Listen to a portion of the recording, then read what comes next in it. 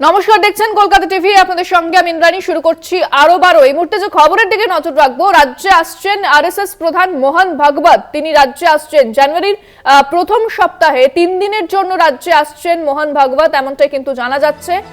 রাজ্যে আসছেন আরএসএস প্রধান মোহন ভাগবত। জানুয়ারি প্রথম সপ্তাহে 3 দিনের জন্য রাজ্য সফরে আসছেন।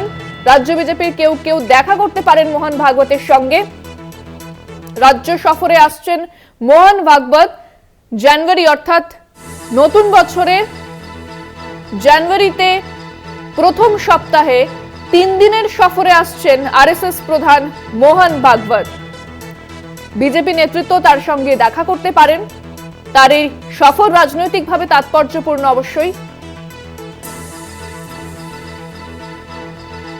জানুয়ারি প্রথম সপ্তাহে 3 দিনের সফরে আসছেন আরএসএস প্রধান মোহন ভাগবত।